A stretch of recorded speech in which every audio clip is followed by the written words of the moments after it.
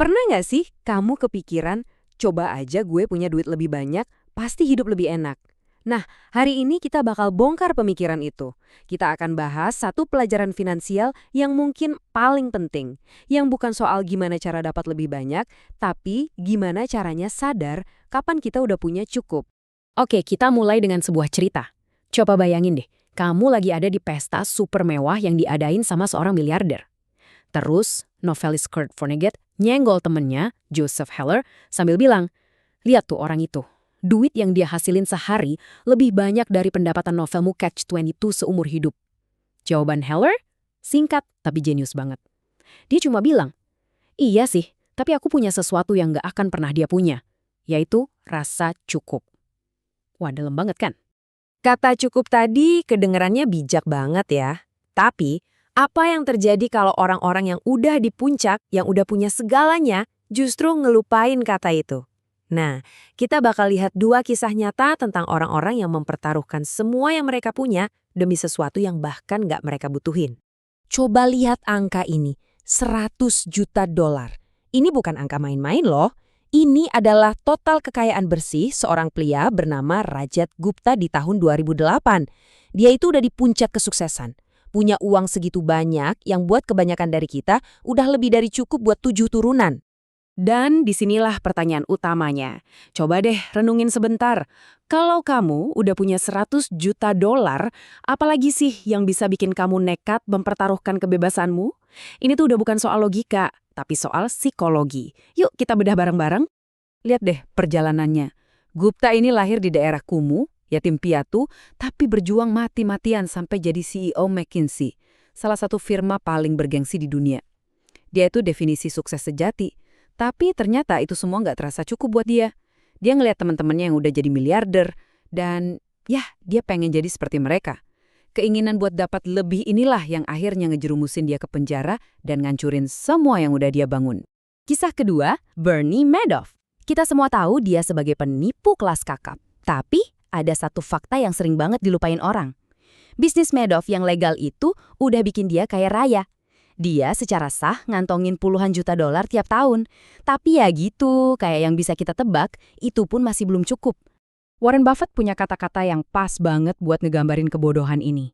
Dia bilang, mereka mempertaruhkan apa yang mereka miliki dan butuhkan demi apa yang tidak mereka miliki dan tidak mereka butuhkan. Coba deh renungin itu. Mereka mempertaruhkan reputasi, kebebasan, keluarga, cuma demi uang yang bahkan gak akan mengubah gaya hidup mereka.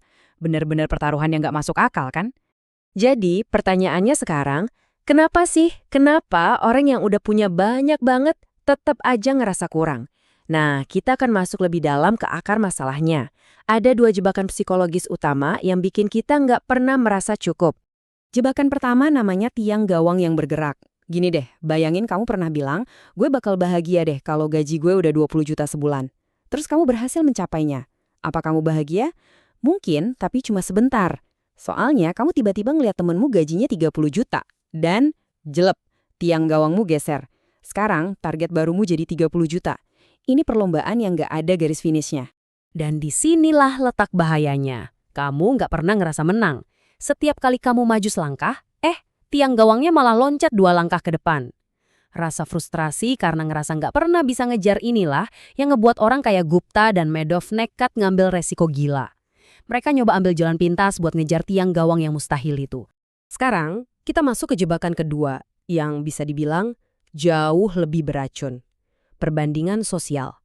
Ini adalah permainan yang mustahil dimenangkan, tapi dimainin sama hampir semua orang. Apalagi di zaman media sosial kayak sekarang. Kita ambil contoh ini. Anggaplah kamu pemain baseball profesional dengan gaji 500 ribu dolar setahun. Wah, hidup enak banget kan? Tapi di ruang ganti, kamu duduk persis di sebelah Mike Trout yang gajinya 36 juta dolar setahun. Tiba-tiba, duitmu yang segitu banyak rasanya jadi kayak uang jajan anak SD. Tapi jangan salah, apa Mike Trout ngerasa jadi yang paling kaya? Belum tentu. Dia mungkin ngelihat para manajer hedge fund top yang bisa dapat lebih dari 340 juta dolar setahun. Di depan mereka, gajinya yang 36 juta dolar itu kelihatan kecil. Udah mulai paham kan polanya? Selalu, dan saya ulangi ya, selalu ada ikan yang lebih besar di lautan. Intinya ini, permainan banding-bandingin diri ini langit-langitnya ketinggian banget. Nggak ada ujungnya. Nggak peduli seberapa tinggi kamu naik, yang kamu lihat cuma anak tangga di atas kamu. Ini permainan yang emang dirancang untuk bikin kamu ngerasa kalah selamanya. Ada kutipan bijak dari dunia kasino yang relevan banget di sini. Satu-satunya cara untuk menang di kasino adalah dengan segera keluar begitu Anda masuk. Coba pikirin deh, hal yang sama persis berlaku buat permainan perbandingan sosial. Satu-satunya cara untuk menang, ya dengan berhenti main. Oke, kita udah ngerti masalahnya, jebakannya apa aja. Sekarang, bagian yang paling penting, solusinya gimana? Gimana caranya kita keluar dari perlombaan tikus ini dan benar-benar nemuin rasa cukup buat diri kita sendiri? Penting banget buat ngerti ini. Bilang cukup itu bukan berarti kamu nyerah atau nggak punya ambisi.